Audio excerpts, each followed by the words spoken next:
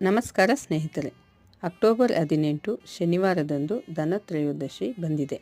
ಈ ದಿನದಂದು ಯಾವೆಲ್ಲ ವಸ್ತುಗಳನ್ನು ಖರೀದಿ ಮಾಡುವುದರಿಂದ ವರ್ಷ ಪೂರ್ತಿ ಧನಲಾಭ ಅದೃಷ್ಟ ನಿಮ್ಮದಾಗುತ್ತೆಂದು ನೋಡೋಣ.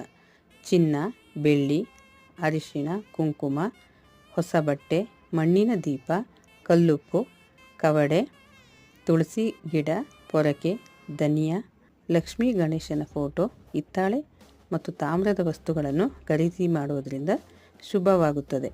ಚಿನ್ನವನ್ನು ತರಲು ಆಗದವರು ಲಕ್ಷ್ಮೀ ಸ್ವರೂಪವಾದ ಬಾರ್ಲಿಯನ್ನು ಖರೀದಿಸಬಹುದು. ಈ ದಿನದಂದು ಅನ್ನದಾನ, ಜಲದಾನ, ವಸ್ತ್ರದಾನ, ದೀಪದಾನವನ್ನು ದಕ್ಷಿಣೆಯೊಂದಿಗೆ ನೀಡುವುದರಿಂದ ಸಂಪತ್ತು ಹೆಚ್ಚಾಗುತ್ತದೆ. ಈ ದಿನ ಮನೆಯ ಮೇಲೆ ಆಕಾಶ ದೀಪವನ್ನು ಹಚ್ಚಬೇಕು ಅಥವಾ ದಕ್ಷಿಣ ದಿಕ್ಕಿನಲ್ಲಿ ಯಮದೀಪವನ್ನು ಹಚ್ಚುವುದರಿಂದ ಆರೋಗ್ಯ ಮತ್ತು ಆಯುಷ್ ವೃದ್ಧಿಯಾಗುತ್ತದೆ. ಕಬ್ಬಿಣ, ಸ್ಟೀಲ್, ಎಣ್ಣೆ ಖರೀದಿ ಮಾಡಬಾರದು.